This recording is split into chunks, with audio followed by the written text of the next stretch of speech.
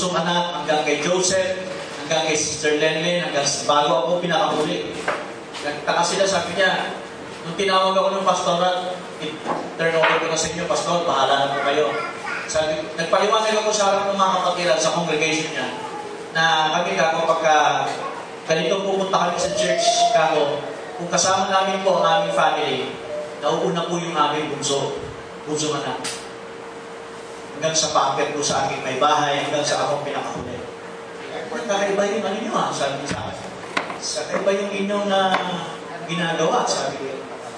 At hanggang sa nag-share na ako, sabi ko, sabi ko sa pastorat, sa congregation, ngayon po ay naparito kami, may dala po kami alak. Hindi po literal. Pero hindi kami tinapay na fresh manna. Sabi ko gano'n sa kanya. At ito po yung aming dadalhin sa inyo na pagsasaluban po natin. So tuwa yung pastor, nakapag-share lahat ng aking pamilya, nag-share din po ako, masok ako sa doctrine. At akala ko, last ano ko na yun, huli ng kami pag-uusap. And he was invited me last Wednesday. Wednesday, mama, no? Last Wednesday, no? Last Wednesday, nag-preach ako doon ng midweek service nila. At nagturo ko ako ng 3 hours. Hindi, 3 hours. 4 hours, ata. O tama, mga 4 hours. Dahil si Brother Francis, may usama kami, papunta naman ng Angeles City. So, tawag sa akin si Brother Francis, sabi ko, malapit na. Hanggang sa natapos ako, mga 5 o'clock na siguro, past 5 o'clock na tayo, tapos ako ng doctrine. So, wali mag-asawa, and then sabi ko sa kanila, nasa inyo po kung papaligin niyo pa ako dito, it's up to you. Ang pinapalagay ko po sa kanila ngayon ay Book of Revelation. Meron pong i-share ko sa kanila na tungkol sa training po natin sa Book Ministry. Inuuna ko po yun sa kanila, and then minsan, halo-halo din. May doktrina na po sa halo-halo din sa training. Pero mas napag-uusap ko kasi nakita ko sa kanila parang gusto din ng doktrina, siyempre. Dahil denomination sila.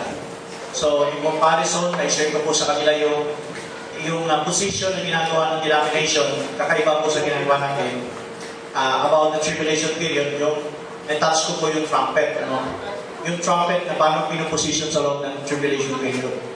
So, natakit ko po yung first hanggang 6th trumpet. Naiwan na lang po yung 7th trumpet. Kasi itatakal ko po sa kanila ay 7th trumpet and 7 vials sa loob po ng tribulation period. So, yun yung ano po niya, naririnig nila sa akin. Challenge ko po sila, sabi ko, kahit kayo alam niyo, may mga galing pong missionary sa ibang bansa na kapag ang pag-usapan po eschatology, sabi ko, eschatological. Sabi ko, may mga pastor na talagang, kahit pastor na sila, gusto nila mag-aaral ng ganito. At for your information, sabi ko, sila, nag-aaral sila, pero nagbabayad sila ng 5,000 for seminar. Tama po yun. Totoo yan. Kasi kami rin, naano ang kami. Talagang yung minsan, may class, siyempre, mga class, mga mayayaman na simbahan, mga 5,000 to, basta mahigit pa doon eh. Pero, dinidiscuss nila sa mga magagalang lugar, place na talagang hotel, ganyan. Tapos, exclusive lang talaga ng mga pastor na mega. Tapos, tinatouch nila, itong pinag-uusapan natin. Pinalo ko, challenge ko yung pastor, sabi ko sa amin po, walang requirement, no obligation. Mag-preach ko sa inyo, libre. Ngayon, kung meron kayong ibibigay sa akin, offering, pamasahe, papunta, pauwi, yun lang tatanggapin ko. Yun sinabi ko doon sa pastor. So, wala ko, hindi ako tatanggap ng ano sa inyo, na upang. Basta, pamasahe ko lang po, papunta uwi. Yun lang po. So, salamat sa Panginoon dahil nagulat sila sa ganun. Sabi ko kami, wala po kami, hindi po kami naninihin dyan. Basta tinatanggap namin itong libre, binabahagi mo namin sa inyo ng libre, walang bayan. So tuwa yung pastor, kaya sabi niya, gusto kong magpunta sa church nyo one time. Kaya kausap ko yung pastora. Hindi ko pa kausap yung asawa eh. Medyo, nakita ko mas, yung babae, mas open eh. Pero nung nakausap niya yung asawa niya, medyo nagbabago yung statement niya. Pero siya ang talagang doon, siya ang pastor talaga doon sa church. So, pray natin yung mga kapatid na one day makasama natin siya. And then, yung congregation niya, makasama dito sa church. Ang ministry nila, more on, crusades, mga evangelism sa labas, pasipak sila sa ganun Pero ultimo, yung mga kabataan nila, nag-street preaching sa mga chief, sa mga bus. Ganun pa silang chief ministry. Nagsipak sila. May dynamic sila sa ministry nila Alam, kulang nila yung napansin ko. Sinabi rin nila sa akin, ang kulang nila is mechanics. Yung tao, pag naitipon, hindi nila alam kung paano ito in-orchard talaga. Aminado sila sa i-organize yung tao, hindi nila gano'n alam. So sabi ko, hindi po tao nag-organize ng church gano'n, sabi ko, Espiritu Santo. Sabi ko sa kanya. So, hindi ko alam kung ngayon, to-confirm niya sa akin, Wednesday, tuloy-ulit yung aking Bible study, tuloy-ulit yung aking discussion. So, this coming Wednesday. So, niyo ako sa prayer mga kapatid. Kasi ito pong sinisyaran ko, ito mismo, central po ito. At ang dami nilang outreach. Kaya kapag tumanggap po talaga sila sa mensahe, pag tumanggap sila, sigurado, dadali na nga po ako sa Ilocos Ilocos na agad ang punta ko, sabi ko, sa dalim na, pastor, ako hindi mo ganun kadali yan. Sabi ko, aranan muna tayo ako. Kasi kondisyon pa rin, hindi rin ako kumawag, dahil kondisyon pa rin ako biyahe. So, sabi ko, tayo na lang muna ako. Tayo na lang muna, tutukan na lang muna tayo. Madali na yun pagka talaga nakita nyo na itong mensahe ito, sabi ko, sige, narika tayo doon.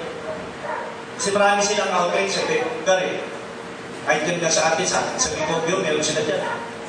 Meron silang outreach dyan sa Obio. Masipag yun. So, living by faith din sila. Dati silang naki-affiliate sa church, Victory Church. Ano yun? Sa Victory Church, Cubao. Malaking gawain daw yun Kaso, nagkaroon sila ng problema. Dahil lumabas, affiliate sila, lumabas sila kasi parang iba na yung nangyayari. Siyempre, naka-umbrella sila doon. So, lahat ng nila, sunod sila. Anong tayo na sila, yun, iwalay sila. Pero, meron pa rin silang good communication pa rin naman. So, yun, mga kapatid, aking nangyari for the last weeks. So, praise God, ang maksa po ba? 6. Okay, sino po ang merong testimony? Simon?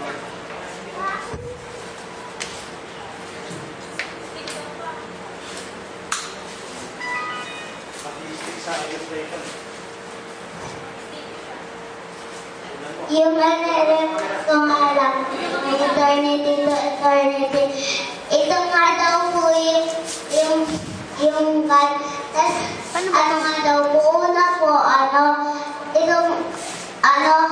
kasama niya po yung mga, yung mga angel. Tapos nung kasama niya yung mga angel, ayun po, yung universe nga daw po, yung gumawa na. Tapos, yung presence nga daw po, kasama na nga daw po siya. Andyan na nga daw po yung mga dalasaw, mga technical. Ano ba yung ginagalaw? Yung angel, tapos andyan na din nga daw po si Eva, andyan po. Ate Lai.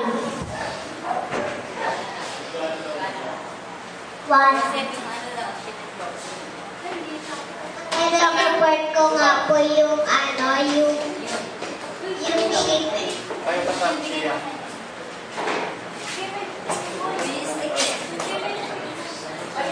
And gold nga po. Yung ship nga po, sila po yung mga mabubuti.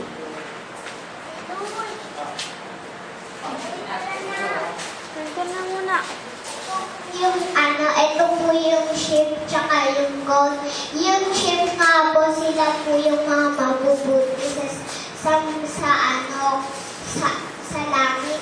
Sila po yung mapapabuo sa yung mga tao sa kingdom.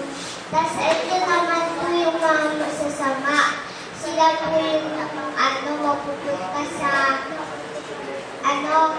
yung sa dito po sila magpupunta sa sa may iwan sila po sa rapture yung mga masasama. Tapos yung naman po, ito po sila po yung pag may nagugulong na tao, tinatakain po yung sheep. Yun lang po. Kasi ikaw na. Akin lang. Alay. Kasi ikaw na daw. Tinawag ka na eh. Ay, bakit mo may tukso? Hindi sa akin. Hindi nga. Sister Eli. Kasi ikaw na. Risa. Alin siya? Sa intermarriage. Ay, malayo. Okay na. Ay, ano dyan sila? Intermarriage eh. Oo, intermarriage eh. Sa pamilya yan. Bakit mo kaya, Joseph? Kaya, Intermarriage. ipamalawan mo. Yan. Akin po yung share ko na lang po yung intermarriage. Ano po yung... Dito po yung less of your Adamic. Tapos po yung sabi, yung ano po, yung intermarriage, yung sa Genesis 6:2. Tapos, sabi niya po doon, yung descent po sa kasigain yung lahi nila naghalo. Tapos, yung less of pure Adamic said, tika firstborn, yun nga si Abel said, Enos.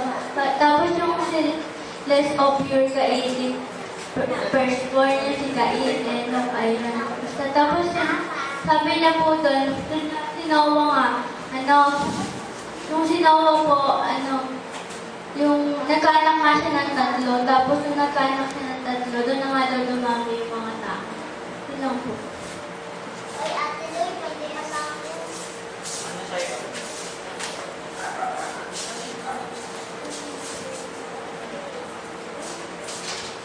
Akin po yung refer ko na lang doon sa 2 prophets ng 144,000. Kung babasa po natin doon sa Revelation 11:3. Yan yung 2 prophets. Kung babasa po natin sa 11:3. Yun nga lang po yung katauhan ni Moses at Elijah. Si Moses nga daw po may kapangyarihan nga daw siya magpapula ng tubig. Si Elijah naman daw po may kapangyarihan din siyang hindi magpapula ng 3 taon. Tapos dun sa verse 5 ng 11, sabi nga daw, yung dalawang propeta nga daw po na yun, kapag naisingalo natin silang patayin, o kaya ipahama, yung sa bibig nga daw po nila, meron nga daw po lalabas doon na apoy. Tapos dun sa verse 8 naman po, katapos nga daw po ng 3.5 years, may lilisong nga daw po na antigay, tapos pagtatagumpayin niya nga daw yung 2 prophet at papatayin niya nga daw po yun. Tapos yung bangay nga daw po ng 2 prophet, mahahalusay nga daw po dun sa malaking bayan, kung saan nga daw pinako daw po sa yung ating Panginoon. Yun ang pangalan nga daw po ng bayan na yun, yung Sodoma at Ehipto.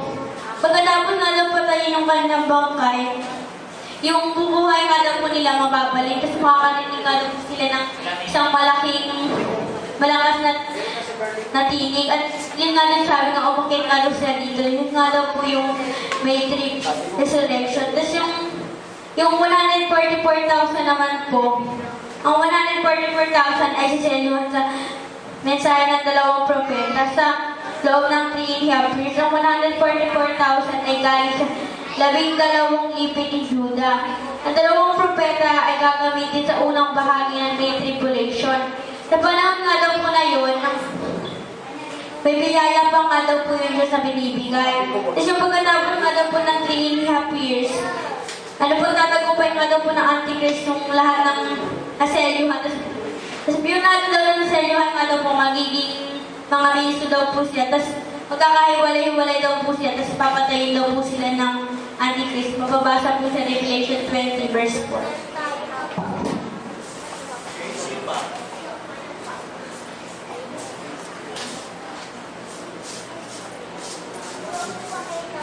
Ele? Gusto mo share?